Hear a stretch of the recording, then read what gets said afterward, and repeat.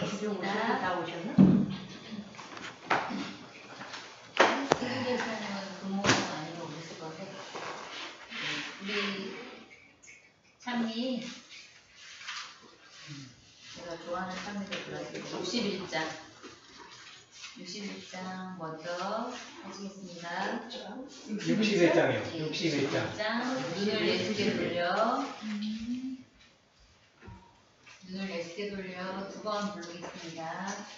눈을 예쁘게 돌려 그 얼굴을 주목하라. 그의 영광스러운 광채에 세상 영화는 사라지네. 눈을 예수께 돌려 그 얼굴을 주목하라. 그의 영광스러운 광채에 세상 영화는 사라지네. 기도하시겠습니다. 사랑과 은혜가 극진하신 우리들의 아버지 하나님, 우리를 각 처소에서 또 안식 후 3일 동안 잘 지켜주셨다가 다시 이곳에 모여서 또 하나님을 찬양하고 하나님의 말씀을 듣고 함께 기도할 수 있는 시간을 허락해 주셔서 감사합니다. 아버지 하나님, 우리가 항상 우리의 눈을 우리 아버지 하나님께 돌릴 수 있도록 도와주시고 정말 아버지로부터 오는 은혜와 사랑을 날마다 경험하며 감사하는 하루하루 살 수 있도록 도와주시옵소서. 특별히 오늘 서스트 장로님을 통하여 또 귀한 말씀을 들을 수 있게 해주셔서 감사합니다. 이 시간 또 새롭게 오신 우리 손님들과 함께 은혜롭고 성령 충만한 시간 되도록 우리 하나님께서 함께 해주시기를 사랑이 많으신 예수님의 이름으로 기도를 드렸습니다. 아멘. 감사합니다. 우리 오늘 서트너님의 귀한 말씀 듣도록 하겠습니다. 오늘 사실은 지혜 선생님 시간인데 지혜 선생님이 자꾸 나한테 깨달으라고 그래서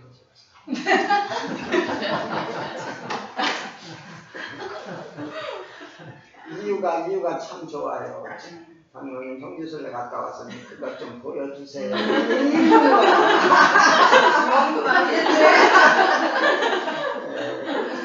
그래서 이제 제가 이번에 성지순례 갔다 오면서 몇 편의 그 설교를 준비해 놨었는데 준비하다 보니까 다음 안식일이 내가 가족 공부예요. 근데 보니까 갈릴리 호수의 이적들이야. 이 주변에서 일어난 예수님의 많은 그 이적들에 대한 이야기인데 내가 이렇게 보니까 분량이 안식학교 시간은 할 수가 없을 만큼 분량이 커. 이번 과정책이 그래요. 20-30분 가지고는 할 수 없을 만큼 분량이 큰데 그거를 그래서 이거 오늘 화요일날 예습을 미리 하는 게 낫겠다. 좋습니다. 그렇게 했습니다. 자, 지금 보시는 것은 갈릴리 호수의 한 면이고 저 뒤에 보이는 눈 덮인 산이 헤르몬산입니다. 북쪽으로 헤르몬산이 저렇게 보이는데 이 갈릴리 바다라고도 하는데 호수입니다. 이 호수의 이모저모를 보도록 하겠습니다.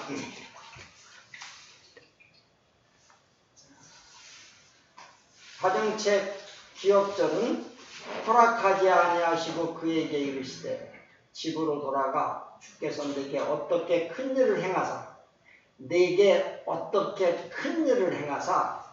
너를 불쌍히 여기시는 것을 네 가족에게 알리라 하시니. 이게 화요일순인가에 나오는 그 거라사 광인의 그 이야기 속에 나오는 대목이죠. 아주 이 잔잔할 때는 이렇게 유리바다와 같죠. 참 아름다워요. 아름다운 그 갈릴리 호수. 아마 지금 여기 사진 여기가 아마 가버나움쯤일 거예요. 그리고 저쪽 건너편에 보이는 저 마을이 디베리아 알 거예요. 저거 사진 찍으신 거예요? 요건 내가 안 찍고 내가 찍은 것들은 이보다 덜 찍었더라고. 그래서 다른 사람 찍은 걸 갖다 써요. 네. 아침. 자, 이 서론에 가정적 서론에 오늘 그 이야기 마가가 4장과 5장과 6장에 걸쳐서 하고자 하는 그 이야기의 중요한 특징은 예수님이 누군지를 말해주고 싶은 거야. 이 마가가 쓴 예수님이 누군지를. 그분은 폭풍을 잠잠하게 하고 귀신을 내쫓으시고 그저 옷만 만져도 여인을 고치시고 죽은 소녀를 살리시고 설교도 하시고 제자들을 파송하시고 떡 몇 개 물고기로 많은 사람들을 먹이시고 무리를 걷는 예수님의 놀라운 능력을 보여주심으로 제자들에게 그분이 누구를? 하나님의 아들임을 더 잘 알 수 있도록 마가복음 4장, 5장, 6장에서 기록하고 있다. 그렇게 서론을 얘기하고 있더라고요. 자, 요건 내가 찍은 거예요. 네, 지금은 이렇게 가면 꼭 저 유람선을 타요. 유람선을 타고 1시간 정도 이렇게 하죠. 그러면 거기서 뭐 디베리아 맑은 바다도 부르고 막 그러죠. 이렇게 하죠. 저기 아는 사람 하나 있어요. 가운데 빨간 모자 쓰고. 그러게. 저건 언제쯤? 그런데 이렇게 평화롭고 잔잔하고 고요하고 아름답던 이 호수도 갈릴리 바다도 이럴 때가 있다는 거죠. 난 이건 내가 지금 이럴 때는 못 봤어요. 난 늘 잔잔했어요. 그 헤르몬 산이 녹아서 내려온 거 아닐까요? 자, 아까도 말했지만 저 헤르몬 산이 이게 지금 많은 경우로 땡겨서 그렇지 잘 안 보여요. 나무는 멀어요. 자, 그런데 자 보십시오. 아까 눈 덮인 산이 저 헤르몬 산이 저 위에 있고 이쪽에 또 하나의 산이 있어요. 메론 산이라고. 이쪽이 골란 공원 맨날 그 이스라엘하고 시리아하고 싸우는데 이 헤르몬 산은 여기 헤르몬 산은 해발 2813m예요. 굉장히 높아요. 거의 백두산 더 높은 게 이게. 더 높은 거예요? 한라산이 1900. 네, 한라산은 2000도 안 되죠. 백두산보다 높은 산이에요. 헤르몬 산이. 예, 2810m예요. 그리고 거의 여름에도 눈이 있더라고요. 이쪽 산도 이렇게 높아요.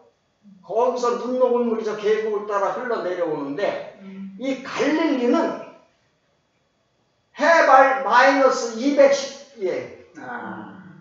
갈릴리는 해발 마이너스 210m예요. 그러니까 헤르몬 산하고 갈릴리 산하고의 높이 차이는 3000m가 넘어요. 그리고 이 갈릴리는 분지야, 분지. 그래서 여긴 더운 지방이니까 햇빛이 냅다 쬐면서 물이 뜨거워지면 수증기가 올라가죠. 그러면서 헤르몬 산에서는 찬기운은 밑으로 내려오죠.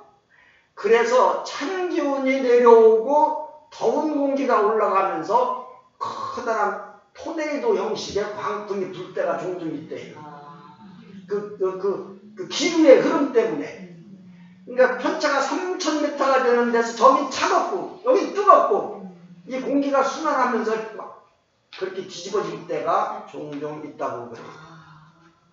그래가지고 사람들이, 이것도 내가 찍은 사진은 아니에요. 사람들이 옛날 그 예수님이 탔던 배처럼 만들었어요. 그리고 현재 이 뱃사공들이 그 배를 가지고 이렇게 파도 칠 때 한번 띄워본 거예요, 이게. 그러니까 막 너무 심해서 이거 가지고 도저히 막 안 되는 기라. 어. 이거 시험해 본 거라 이게. 그때 배처럼 만들어가지고. 이제 그림 그리는데. 아니 진짜예요, 진짜예요. 예. 엄청 커요, 진짜요. 예.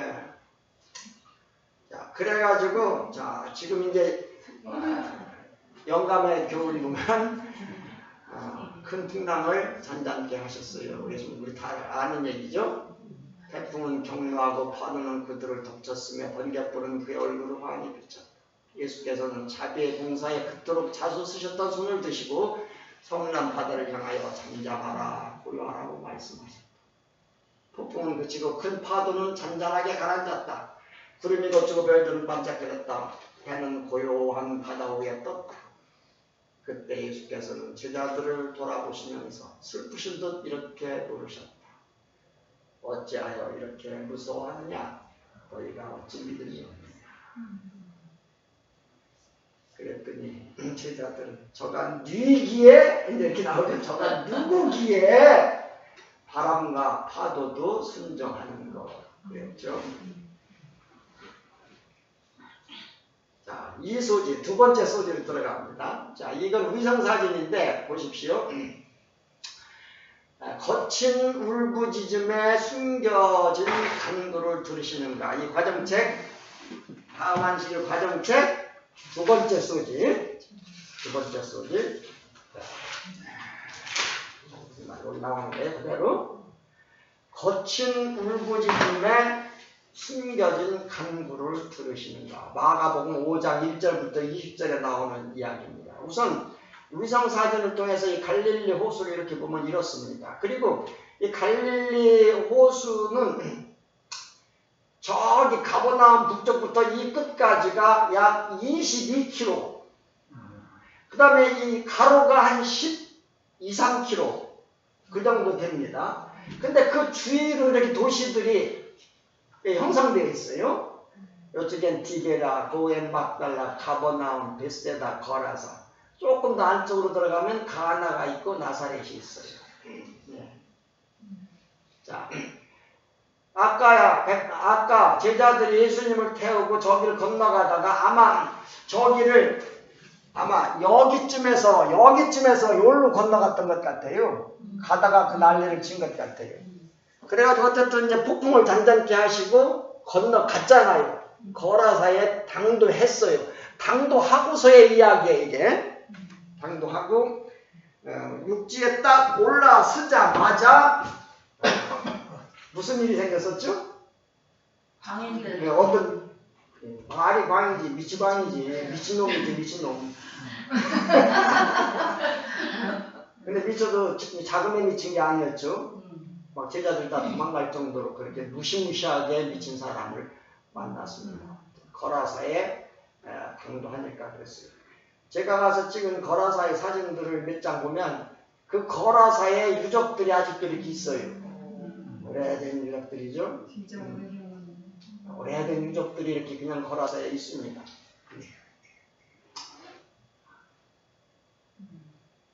저 뒤에 언덕에 구멍 같은 것들을 보시면 그것은 그 뒤에도 나오겠습니다만 이 사람들은 무덤이 주로 굴무덤이었잖아요. 굴무덤. 그러니까 이 거라사 광인이 무덤에 거했다는 말을 이해를 하십시오. 우리나라 무덤하고는 좀 달라요. 개념이. 그 사람들은 굴무덤이라서 그 광인들이 그 시체가 있는 그 굴 속에서 살았다고 이렇게 이해를 하십시오. 배에서 이제 그 폭풍을 잔잔케 한 배에서 나오심에 곧 더러운 귀신 들린 사람이 무덤 사이에서 나와 예수를 만나다.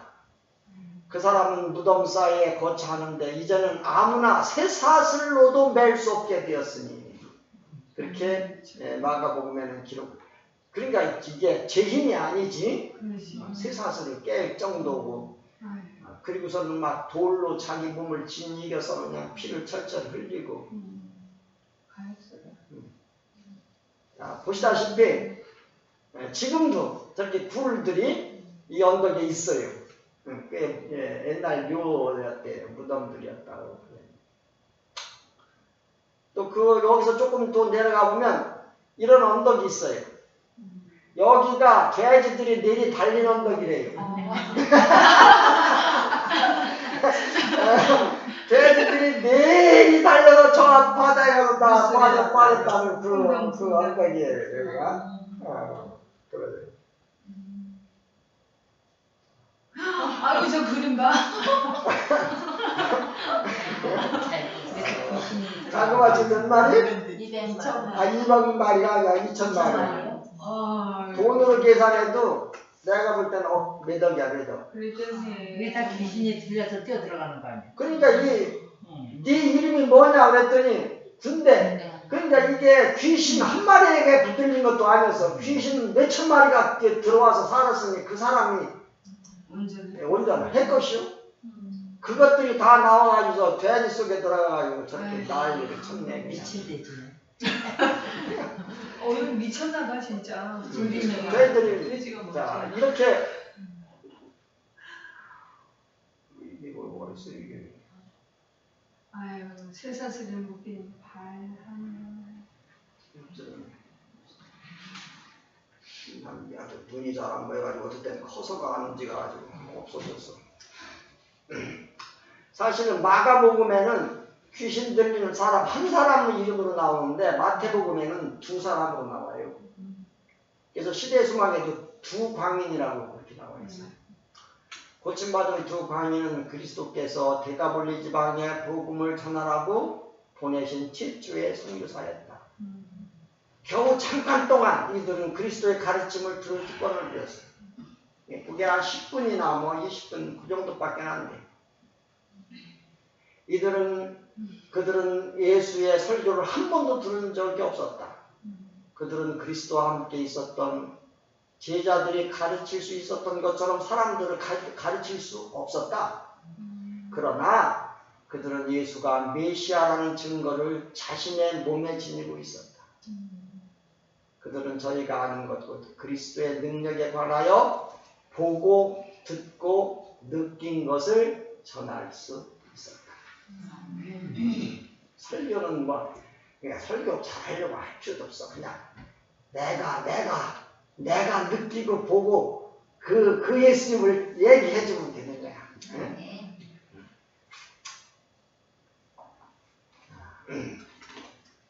그래서 아까 제목이 울부짖음 속에서 그의 간구를 들으시는가. 사실은 이 광인이 저렇게 하고서 예수님께 쫓아왔을 때 자기 몸속에서는 주님 저를 좀 어떻게 해주세요 라는 말을 하고 싶었지만 입에서는 무슨 소리가 나와? 귀신 소리가 나오는 거지. 예수님께서는 그 소리를 들으셨다는 거예요. 그 소리. 네? 그 소리. 그 소리. 마귀의 울부짖음 속에 숨겨진 그 속소리를 그분은 들으셨다. 그래서 제목이 거친 울부짖음에 숨겨진 간구를 들으시니까 그렇게 이 저자는 그렇게 정했네. 그죠? 자, 세 번째 이야기로 갈게요. 하여튼 이 가정책을 쓰시는 분들도 참 좋은 말은 다 갖다 쓰고 있어. 예수님과 함께 탄 롤러코스터, 이게 무슨 말이야 이게. 마가복음 5장 21절로 24절에 한 이야기가 나오고 5장 25절부터 34절에 또 한 이야기가 나와요. 롤러코스터가 뭐예요? 올라갔다. 청룡열차 같은 거 그거죠? 네. 이거죠? 지금 여기가 가버나움이에요. 저기서 두르는 길인데 저기 두르는 데 보면은 지저스 빌리지라고 이렇게 간판이 있어요. 예수님이 최고 많이 계시고 활동하셨던 마을이 가버나움이에요. 그래서 여기 이제 가버나움 해당터예요. 옛날 해당터. 그리고 여기 저 둥그마한 뚜껑이 있는 데가 저게 사실 그 밑에 이렇게 들여다보면 옛날 집터예요. 옛날 집터 위에다가 저런 구조물을 올려놨는데 그 집터가 바로 베드로의 장모가 열병으로 앓던 그 집 위에다가 저렇게 뒤집어 씌워놓은 거야. 그래서 그 밑에 보면 옛날 이런 터가 있어. 저 위에 저 건물 밑에. 그게 이제 베드로 장모가 거기 앓던 데라는 거지. 뭐 믿거나 말거나. 하여튼 근데 이 성지라는 데를 다녀보면 천주교회가 그 뭐를 그렇게 뒤집어 씌워놨어. 성당, 교회, 막 그냥. 내가 최고 실망한 건 갈바리, 골고다에 가서 최고 실망했어. 우리는 마음속에 골고다 하면 저기 언덕, 저런 언덕 위에 막 이게 그냥 큰 건물 속에로 들어가 보면 그 안이 꼭 무당 내 집 같지. 캐톨릭과 정교회가 이렇게 그 둘을 나눠서 했는데 막 무당처럼 또. 십자가 좀 지고 가보셨어? 아니고. 오전에 했는데. 자, 요거는 예수님께서 그 가버나움 회당에서 설교하셨는데 회당 자네. 자, 지금 무슨 얘기를 하냐면 예수님과 함께 롤러코스터를 탄 사람들의 이야기를 하는데 첫 번째 제가 지금 가버나움을 보여주는 거예요. 왜냐하면 회당이잖아요. 그 예수님을 찾아왔던 회당장 누구? 야이로 이야기라 지금. 근데 어느 회당이라는 말이 성경에 안 나와. 어느 회당이라는 말이. 이 가버나움 회당의 회당장이었는지 아니면 요거는 조금 내려와서 막달라라고 하는 도시, 옛날 막달라 말이야. 막달라라고 하는 도시의 그 발굴 현장이야 지금. 발굴 현장이고 거 보면 요게 그 막달라라고 하는데 옛날 유대인의 해당터야. 해당터 발굴하는 거야 지금. 해당터. 근데 이제 그 야이로 해당장 야이로가 해당장 정도 되면 유대인들 중에서도 좀 끝발이 있는 사람이었을 것이고 나이도 꽤 많았을 것이고 신분이 높은 사람인데 야이로 해당장이 예수님한테 와가지고 무릎을 어떻게 하고? 꿇고 엎드려. 이게 쉬운 게 아니야. 예수님은 이제 30 간 넘은 애송이 청년이잖아. 근데 이 나이 많으신 이 회당장께서 어르신께서 체면이고 직이고 뭐 이게 없어.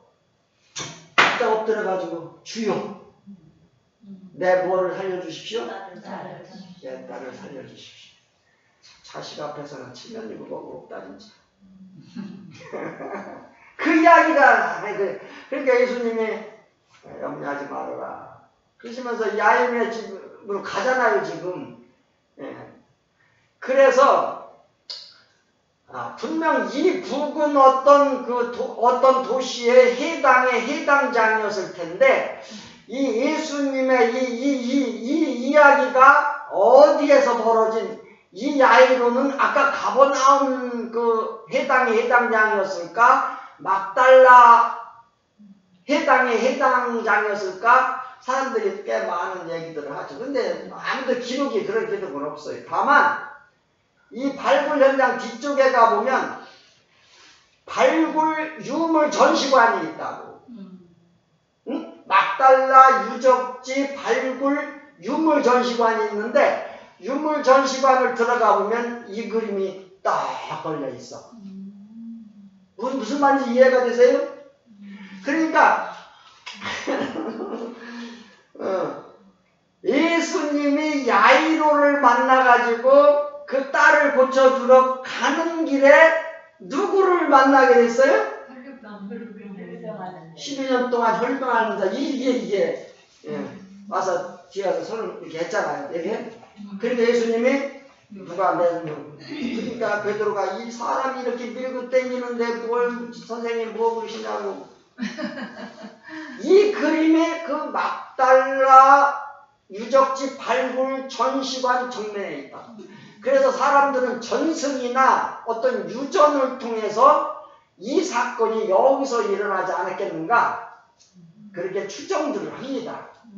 그래서 이 야이로 해당장이 아마 가버나움 쪽보다는 막달라 해당 쪽 해당장이었을 수 있겠다. 그렇게 생각을 합니다. 자.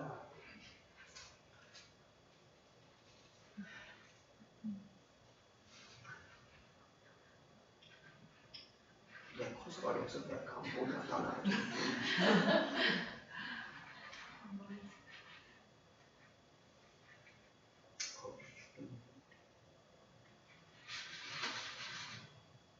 제가 좀 눈이 나빠져가지고 머리 주목하면 잘 안 보여요. 그래가지고 커서가 어디로 갔어?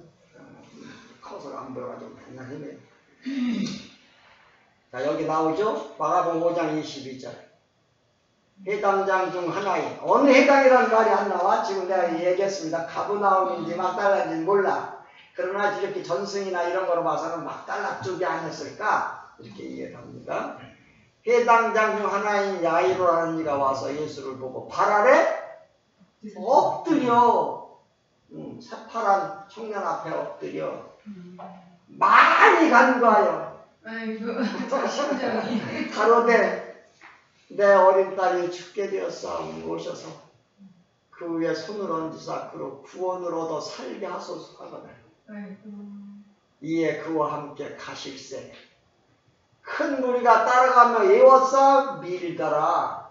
아니 밀려가. 아직은 연루회를 혈루증으로 앓는 한 여자가 있어. 많은 의원에게 많은 괴로움을 받았고 있던 돈도 다 허비하였으되 아무 효험이 없고 도리어 더 중하였던 차에 예수의 소문을 듣고 무리 가운데 섞여 뒤로 와서 그의 옷에 손을 대.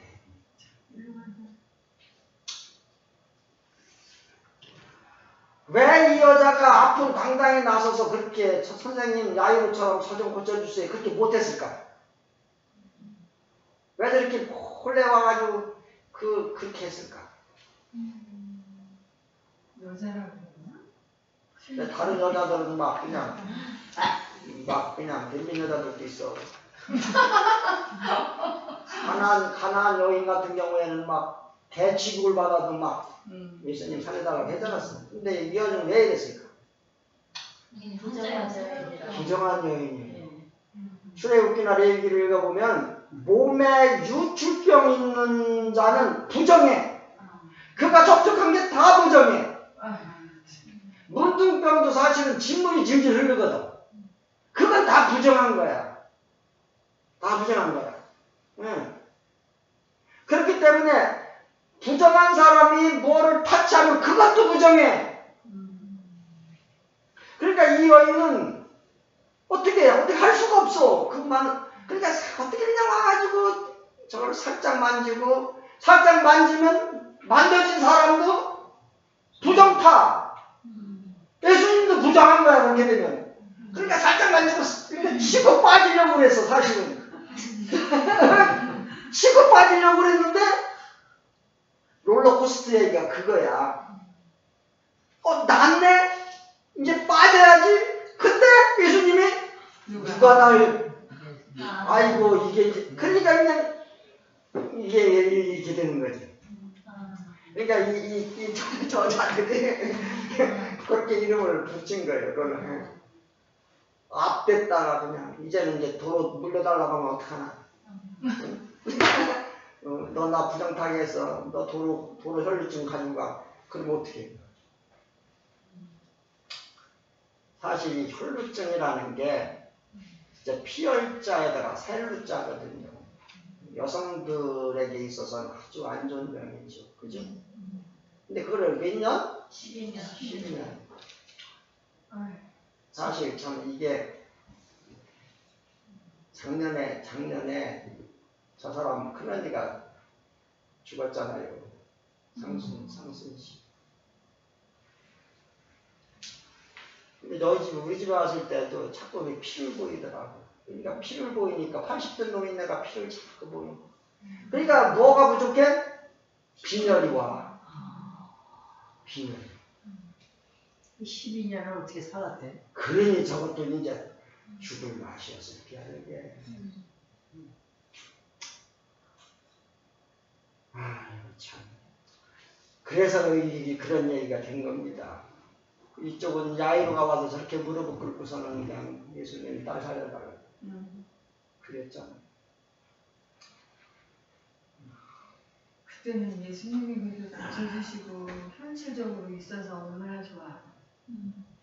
그래서 이제 사실은 이제 여기 요 소재에도 보면 샌드위치 뭐 그런 얘기 지난번에 문강모 집사 샌드위치 얘기해 주려고 애를 쓰는 거 봤죠? 마가가 쓴 그 이 이야기를 보면 다 샌드위치 문법이야. 얘기를 하다가 또 끊고 딴 얘기를 집어넣어. 그리고 또 아까 그 얘기로 마무리해. 그래서 지난 한식이랑 샌드위치 하나 먹었죠? 요번에 요게 그러니까 야이로 이야기하다가 갑자기 혈루증 얘기 들어가고 그 다음에 야이로 이야기로 끝나는 거야. 요게 이제 두 번째 샌드위치 먹는 거야. 그러니까 이 교과는 진짜 그때그대로 공부 사실은. 요즘 이 우리 교과가 수준이 꽤 높은 공부들을 하고 있는데 그걸 그 수준대로 가르쳐주지 못하는 게 좀 이거하긴 합니다만. 은근히서는 이해하기 힘들게. 그 여자는 예수께서 지나실 때 앞으로 나아가 예수의 옷가를 간신히 만지는 데 성공하였다. 그러나 그 순간에 그 여자는 자기가 나았다는 것을 알았다. 그 한 번의 만짐에 그 여자의 일생의 믿음이 집중되었고 그 즉시로 그 여자의 고통과 쇠약함은 완전한 건강의 활력으로 되었던 것이다. 참 믿음 좋다. 그래가지고 어떤지 여자도 그냥 롤러코스터를 한참 타다가 갔어. 그런데 야이로도 이제 롤러코스터를 타는 거야. 종이 막 뛰어오더니 아이고 회장장님 그러실 필요 없습니다. 애가 이미 죽었어요. 선생님 데리고 오실 필요 없이요. 그랬다. 그러니 이 야이로가 얼마나 낙심했겠어. 올라갔다가 그냥 뚝 롤러코스터 탄 거야. 이게. 자, 샌드위치 뒤쪽 먹습니다. 근데 예수께서 염려하지 말고 믿기만 하라. 그러십니다. 예수께서는 침대 곁에 가서서 당신의 손으로 아이의 손을 잡으시고 그 집에서 흔히 쓰는 말로 소녀야 내가 내게 말하노니 일어나라 하고 부드럽게 말씀하셨다.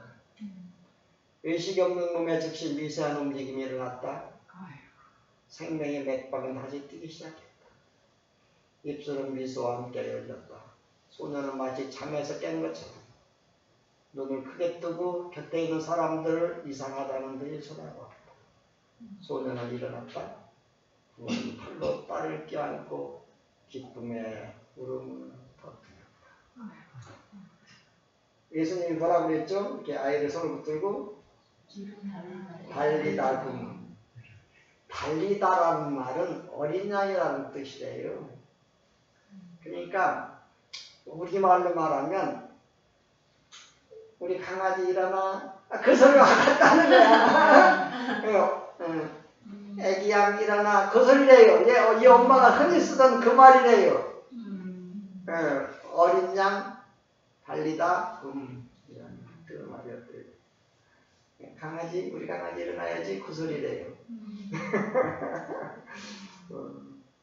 참 롤러코스터 겁나게 탔어요. 자, 이제 세 번째 과정 하이어 소지인가 이게 수요 소지인가 모르겠네. 세 번째 얘기를 하십시다. 마가복음 6장 1절부터 6절, 7절부터 30절에도 이제 두 개의 이야기가 나옵니다. 첫 번째 거는 여기가 예수님께서 어려서부터 사셨던 나사렛이에요. 나사렛 제일 가운데 제일 큰 건물 앞에 여기 창문이 이렇게 여기로 들어가는데 이게 마리아 수택 고지 기념교회예요. 역시 천주교회가 전놨던 저 자리에서 마리아가 네가 잉태해서 아들을 낳으리니를 저 자리에서 했다는 거죠. 마리아 수택 고지 기념교회.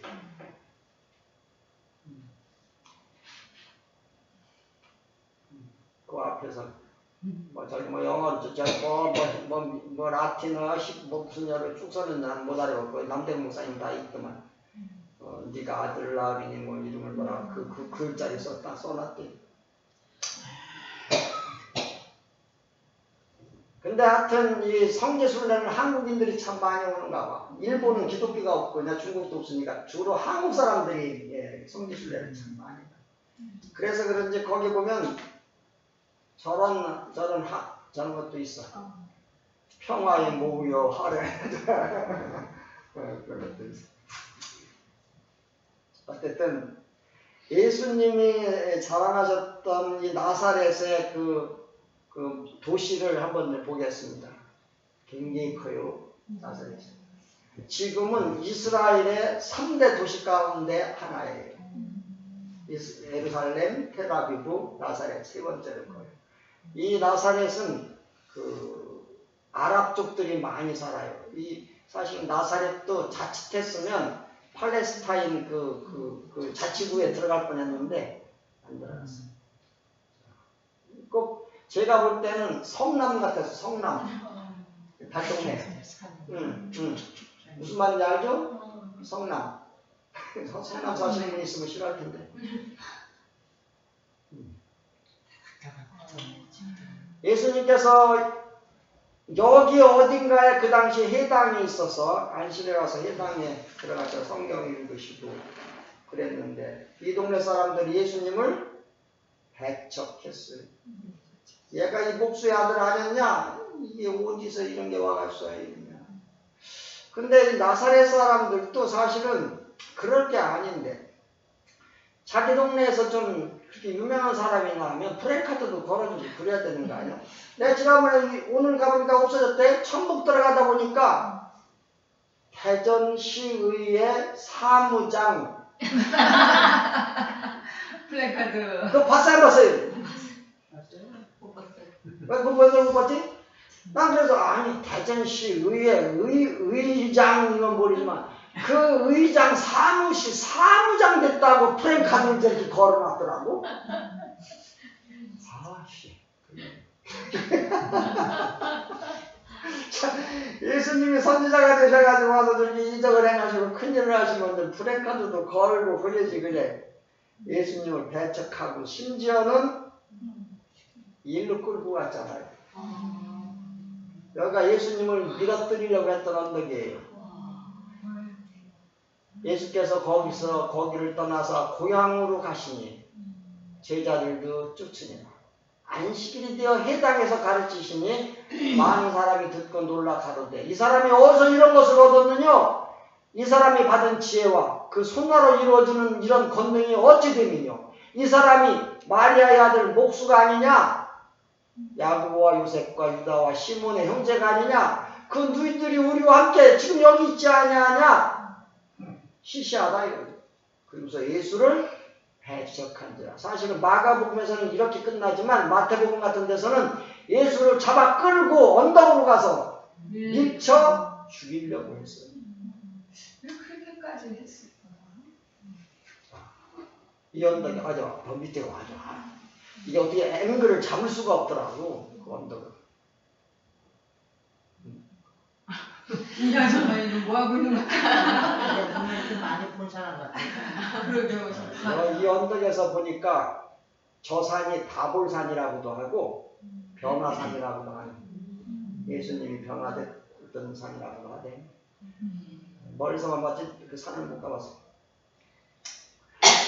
그리고서는 여기서 그냥 예수님께서 그 낭떠러지를 비켜서 돌아오셨어요. 그리고 나서 오셔서 12 제자들을 부르사 둘씩 보내시며 더러운 귀신을 제하는 권세를 주시고 둘씩 예수님께서는 사실은 30세에 침례를 받으시고 33년 그러니까 3년 반을 공생애를 하셨어요. 공생애를 하셨는데 2년을 요 아까 보여줬던 이 갈릴리 지방에서 주를 보내셨어요. 공생애 2년을 거의 반 이상을 시골 생활 시골에서만 계셨어요. 그리고서는 그 공생애를 갈릴리 지역에서의 공생애가 끝날 때쯤 제자들을 둘씩 파송했습니다. 귀신을 쫓아내는 권세도 주시고 병자를 고치는 권세도 주셔서 내보냈는데 나중에는 70인을 그렇게 하셨고 이것은 그 전에 12명을 6개 조로 나눠서 보냈어요. 이때는 형제는 형제끼리 친구는 친구끼리 이렇게 보내줬어요. 그러니까 6팀을 보냈어요. 7쯤엔 6팀. 나중에 70인 할 때는 따로요.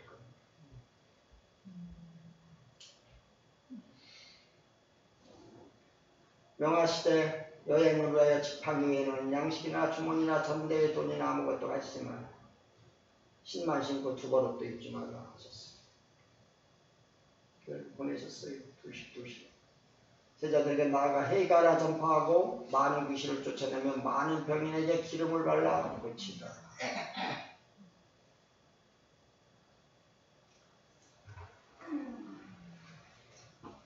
그리고 이제 여기 이제 배척을 받으시고 벌써 거의 다 끝날 때가 됐네. 자, 여기에 이제 요 제자들을 보내시는 그 이야기 가운데 또 샌드위치 하나 또 들어가. 그런데 사실은 마가복음에는 6개의 샌드위치가 나오는데 이게 세 번째예요. 그 이야기를 하시다가 갑자기 마가는 딴 얘기를 해. 왜냐면 이 6팀의 제자들이 나가서 막 전도하고 그랬잖아요. 그리고 돌아와서 다 보고를 했어요. 그리고 아주 훌륭한 보고들 해서 가서 막 귀신도 쫓아내고 병자도 고치고 그리고 돌아다녔어요. 그랬더니 그 이야기를 누가 들었냐면 헤롯이 들었어요. 그러니까 이게 막 동에서 번쩍 서에서 번쩍 막 이적이 막 여기서도 무슨 일이 일어났대 저 꼭 홍길동 같은 거야. 그러니까 헤롯이 아니 이게 내가 죽인 헤롯이 저기 신라운이 살아나서 막 동해 번쩍 서해 번쩍 하는 것 같아. 그러면서 마가는 침례 요한의 이야기를 합니다. 자 보십시오. 이게 또 위성으로 본 건데 지금은 저 우리가 갈릴리 이야기를 지금 계속 하고 있어요. 갈릴리 주에서 일어났던 일들을 쭉 얘기하고 있죠. 근데 이제 이 밑에가 사해 바다예요. 그 다음에 사해 바다가 그 요단강하고 만나는 지점 고기에 요한의 침례터 예수님이 침례 받은 거 언제 내가 또 얘기해 줄게. 고기쯤 있고 저 조금 밑으로 내려가면 마케루스라고 하는 곳이 나와요. 마케루스에 가면 세상이 온통 이래. 나무도 없고 풀도 없고 다 이래. 근데 뺑글러 깊은 골짜기 가운데 저렇게 뾰족 솟은 봉우리 하나가 있어요. 여기가 저 밑에 사해 바다가 보이고 사해 바다 북단 마케루스 요새예요. 헤롯 왕의 여름 별궁이 있던 곳이에요. 여기는 침례 요한의 침례터가 멀지 않은 곳인데 이 별궁에 헤롯 대왕의 사실 요새였죠. 저 위에 저 돌기둥이 보이고 여기가 여름 별궁에 헤롯의 별궁이 있었고 이 별궁에서 헤롯이 그날 자기 생일잔치를 하고 있었어요. 아까 그 6팀이 가서 막 여기저기 전도하면서 막 병자를 고치고 귀신을 내쫓고 하는 그 소리를 듣고 헤롯이 가로되 내가 목배인 요한 그가 살아났다 하더라. 전에 헤롯이 자기가 동생 빌립의 아내 헤로디아에게 장가 든 거로 이 여자를 위하여 사람을 보내어 요한을 잡아오게 가두었음. 요한이 바른 소리 했잖아요. 어떻게 제수를 데리고 사냐, 제수씨를. 요한이 그랬잖아.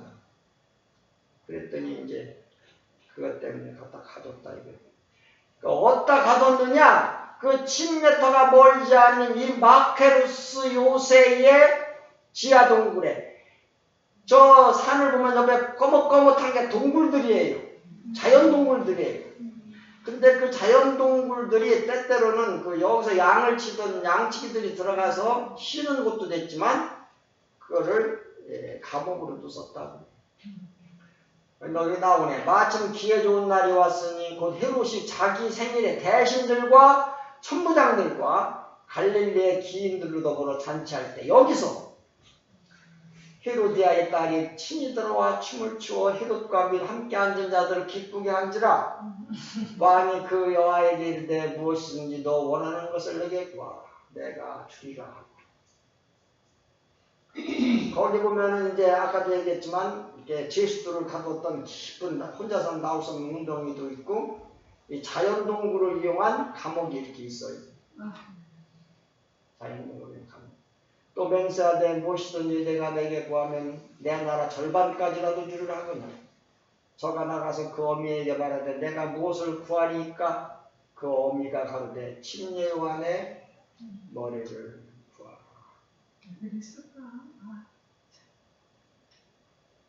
그 안이 이렇게 이런 데는 침례 요한이 갇힌 거지. 왕이 심히 근심하나 자기 맹세한 것과 그 앉은 자들이라여 저를 거절할 수 없는 체면 때문에 또 시대에서 말하면 술들을 먹어가지고 알딸딸한 거야 지금. 그래서 이성적인 판단을 못했어. 왕이 그 시병 하나를 보내어 요한의 머리를 가져오라 명하니 그 사람이 나가 옥에서 요한의 목을 베어 그 머리를 소발에 담아다가 여호와에게 주니 여호와가 그것을 그 어미에게 주니라.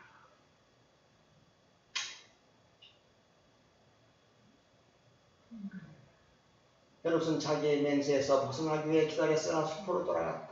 그리하여 그는 할 수 없이 선지자를 처형하도록 명령하였다. 요한의 머리가 곧 왕과 그의 손님들 앞에 운반되어 왔다.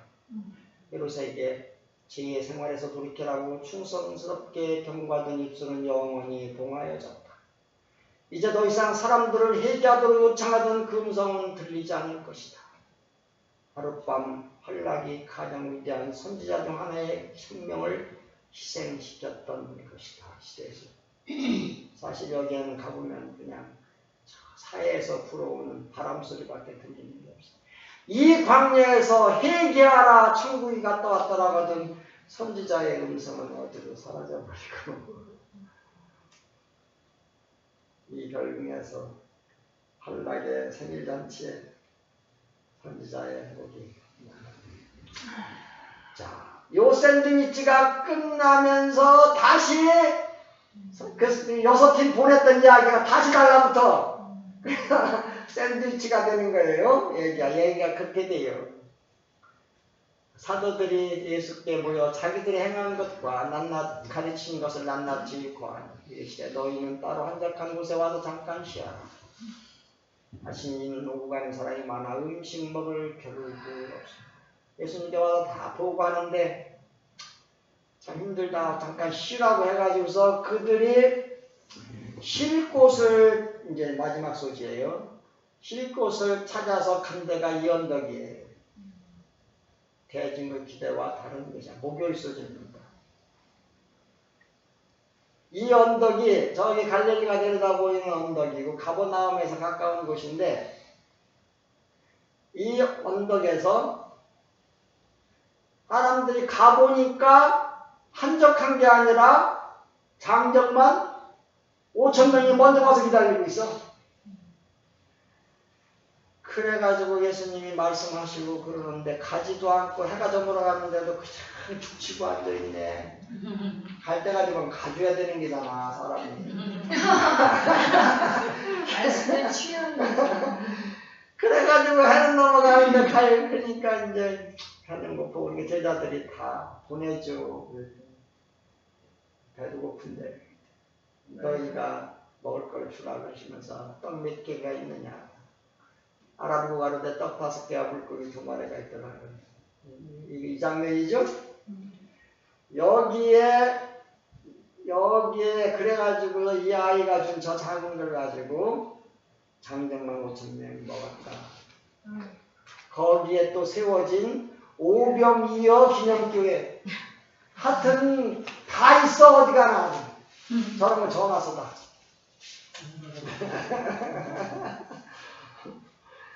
거기 들어가 보면 땅 바닥에 모자이크로 된 여기에 있어요.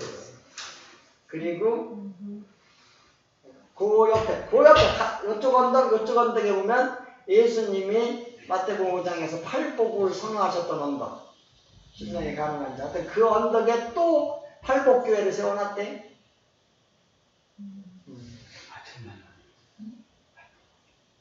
얘는 밭이 없었거든요. 응? 2008년도에 여기 밭이 없었는데 예, 10년에 가봤더니 예, 밭이 생겼어요. 예. 저는 그냥 언덕이었어요. 많이 훼손돼 버렸어요. 생명의 떡인 그리스도, 그 떡은 예수님의 식구인 제자들에게 나누어 주기도 너무 적은 것이었으나 예수께서는 그들에게 먹으라 하지 아니하시고 사람들에게 나누어 주라고 명령하셔서 그들에게 분배하기 시작하셨다. 양식은 예수의 수중에서 증가하여 생명의 떡이 되시는 그리스도께 내민 제자들의 손들은 결코 비이지 않았다. 사람들의 요구가 공급된 후에 남은 부스러기를 거두어 드렸으며 그리스도와 제자들은 다 함께 하며 것은 그 귀중한 양식을 먹었다. 그래서 이 오병이어 사건과 그 팔복 선언한 데가 고기예요. 위치가 좋아요. 이렇게 내려다보이면. 근데 말이죠. 그렇게 하고 났더니 그 사람들이 예수님을 뭐 만들고 싶은 거야? 왕. 이런 왕만 있으면 괜찮을 것 같아. 그죠? 배도 안 고프지. 네, 그 다음에 또 병들어 죽을 사람도 없지. 이적을 해가지고 로마 군인도 그냥 쫙 하면 막 할 수 있게 생각을 잘했어 이 사람들이. 그러나 예수님은 그들의 잘못된 기대를 충족시키지 않으신다. 예수님은 제자들을 멀리 보내시고 무리를 해산시키신다. 그리고 로마에 대한 반란을 일으키시기보다는 산으로 물러나 기도하셨다. 그것은 사람들이 기대와는 다른 것이었다. 기록과 74쪽에 자, 한 시간이 다 됐네. 마무리합시다. 이 극적인 이야기들의 가장 중요한 특징은 독자에게 예수님이 누구인지를 보여주려고 한다는 것이에요. 마가는. 그분은 폭풍을 잠잠하게 하시고 귀신을 쫓아내시고 그저 옷을 만지기만 했던 여인을 고치시고 죽은 소녀를 살리신다. 또 고향에서 설교하시고 제자들을 전달하고 파송하시며 떡 몇 개와 물고기로 많은 이를 먹이시고 무리를 걷는 놀라운 능력을 보여주시고 제자들에게 그분이 하나님의 아들임을 더 잘 알 수 있도록 이끄십니다. 저는 이거 공부하면서 오늘 예수님은 나에게 어떤 분이실까 하는 생각이 자꾸 들어요. 이 마가복음이 우리가 이 마가복음 배우는 국가 공부를 하면서 느끼게 하는 게 그건 것 같아요. 오늘 예수님이 나에겐 어떤 분이신가? 그게 참 질문으로. 그래서 이제 결론이 그렇게 나오대 사실은. 그분은 우리의 간청을 들으시지만 기다림과 고통을 경험하기도 한다. 그렇죠? 그분은 우리의 기대가 아닌 하나님의 뜻대로 일하신다. 때로 시험도 있지만 그분은 아무도 도울 수 없는 우리를 도우시기에 믿고 기다릴 때 놀라운 이적을 보게 될 것이다. 아멘. 아멘. 아멘. 갈릴리에서 행하신 이적들은 그분이 누구인지를 잘 보여주며 그 사실은 숨겨질 수 없다. 하지만 마가복음은 제자들의 질문을 통해 이간 뒤기에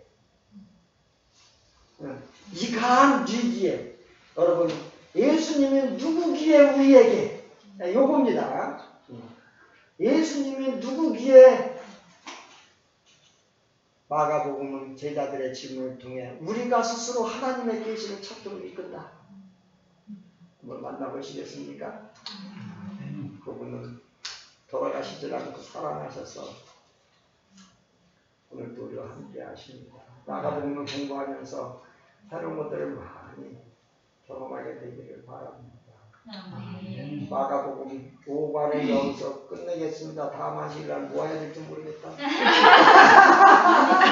암만 내시는 줄 알았더니 다 알잖아요. 다 해야 맞을 것 같아가지고. 다만 제가 오늘 배워서 질문해. 질문을 할까요?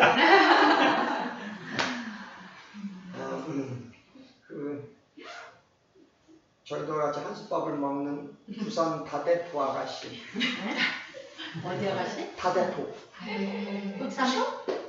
부산 가는 김해 쪽. 아, 김해 쪽 가는데. 그다음에 아유, 멀리서 오셨네. 24지는 나 이름은 몰라. 예진, 응? 송예진. 송예진. 같이 집사님? 오셨어? 여기 와서 만났죠. 뭐. 그러니까 여기 오신 분들은 다 사연이 있어요. 우리 집사님은 초등학교 아이 둘이 집에 있어. 하여튼 오늘 저녁 함께 기도하는 시간이 됐으면 좋겠습니다. 자, 집사님 읽으십시오. 네, 감사합니다. 이렇게 생생하게 이렇게 직접 현장을 보면서 말씀을 드리니까 이렇게 잘 기억이 되고 잘 이해가 되는 것 같습니다. 감사합니다, 장님. 앞으로 더 남아있는 몇 편의 설교 기대됩니다. 난 이제 뭐 9월이나 10월